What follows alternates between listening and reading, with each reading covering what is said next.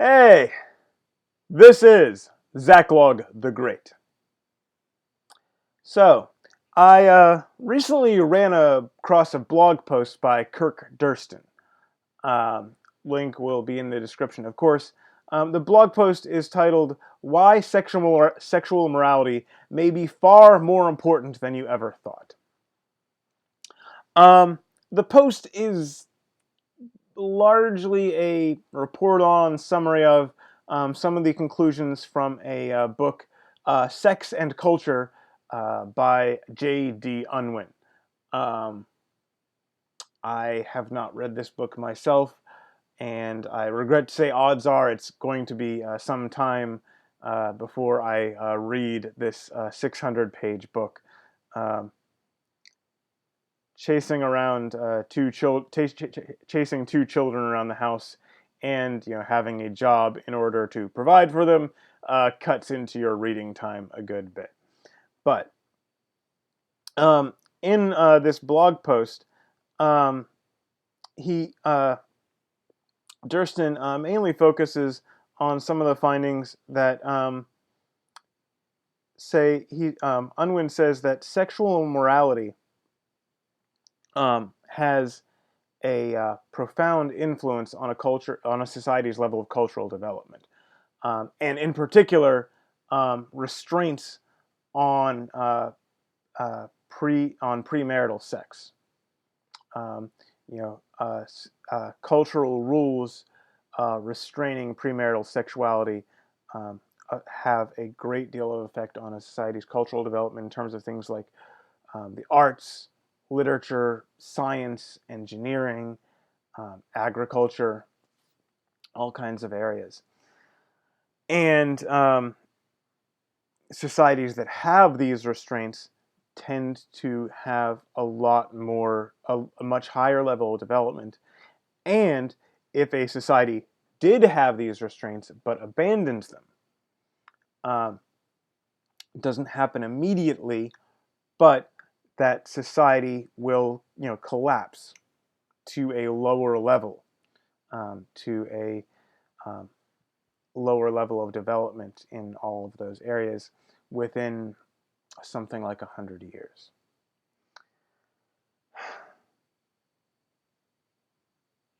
In other shocking news, the grass is green. The daytime sky is generally blue, and the ocean has been found to be quite damp.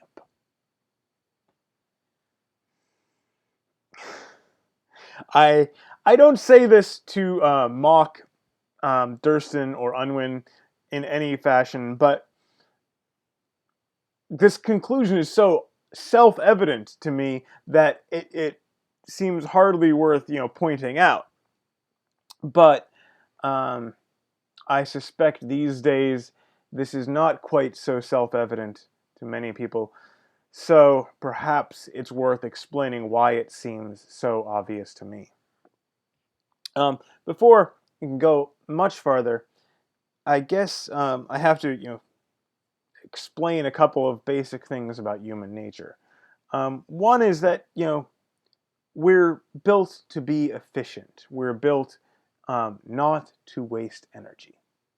Um, you know, if we have achieved our desires, you know, if you're hungry and you walk to the fridge and get food, people don't generally keep walking farther to deal with their hunger because they already have the food.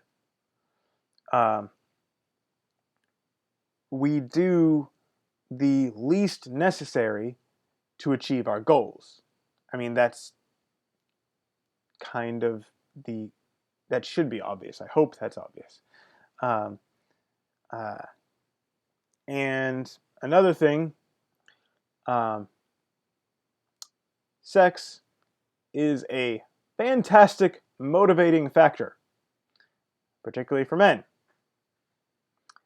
Um, and so, what do you get when you put these two facts together? Well, men, like I said, sex is a great motivating factor. Men want to have sex. Um, we generally do the least work necessary to get what we want. So, if you put those two facts together, if access to sex is easy, men will do less for it. If access to sex is difficult, men will do quite a lot for it. If in order to get laid, guys had to be able to juggle while riding a unicycle, you would be quite surprised within a year how many men would have learned to juggle while riding a unicycle. On a similar note, and in a slightly more serious tone, if in order to have sex, men have to get married,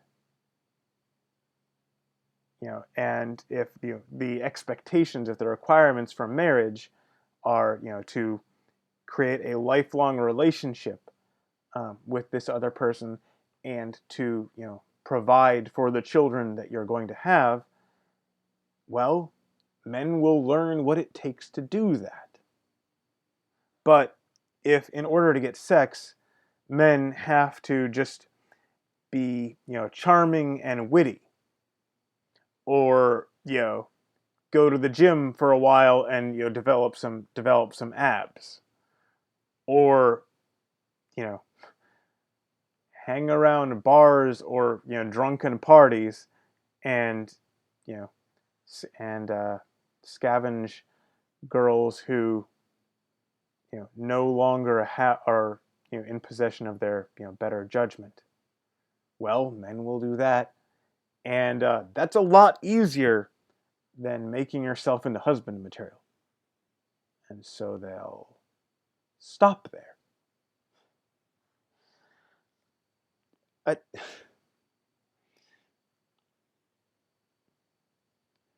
this is so patently obvious to me.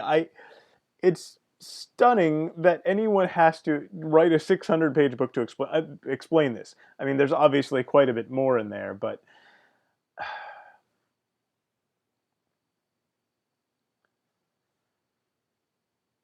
if you make sexual access easy for men, men will not exert themselves.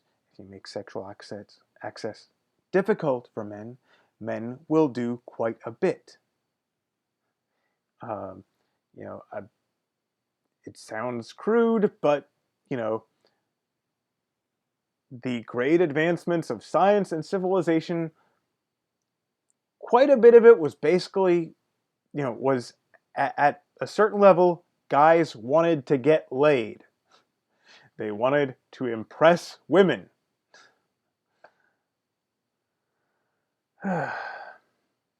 Of course, that's not all. There is more to this, because in restricting access to sexuality, in restricting sex to marriage, you not only regulate sexuality, you not only regulate the motivating factor that is sex, you also regulate parenthood, and particularly if you know if society holds marriage in high regard, if people who break marriages are not looked upon well. Marriage is two people coming together for life and taking care of the children that they create together. And more unpopular facts, but children flourish much better. Children, do much better in two-parent households with their two biological parents than with a single mother, or with a single mother and a mother and a stepfather, or a mother and mom and a series of mom's boyfriends. And yes, there are abusive biological families, and yes, there are heroic, virtuous single mothers who give everything for their kids. And I happen to know a tall Chinese guy. These exceptions, these anecdotes, do not wash away the general facts and statistics. And the fact is that you know that single motherhood is not a great environment for children to grow up. And yes, there's the fathers too. I'm aware of that, but they're growing up with the mothers, so that's who we're talking about most of the time. And it's not in term like pick a measurement in terms of health, in terms of drug abuse, in terms of academic achievement, employment. Children of single parent households simply do not do as well. In terms of criminal activity, um, that one's a pretty significant one. Um, Children of single parent households do not do as well as children, with both parents. And again, you put those restraints on sexuality, you put those restraints on parenthood. And it's not just those kids either. Those children's actions as they grow up, as they go out in society, affect everyone else. And it's a ripple effect out from the destruction of that family. The toxic environment that those kids end up in. And yes, restraining sexual behavior, um, uh, expectations of premarital chastity. Yes, these contribute to the flourishing and to the advancement of a society.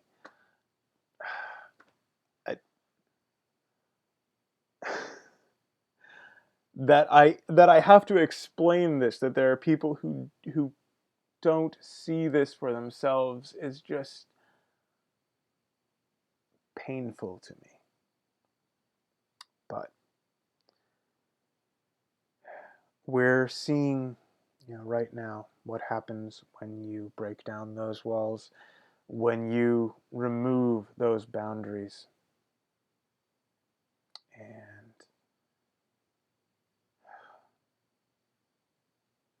I fear for the world that my children are going to grow up in.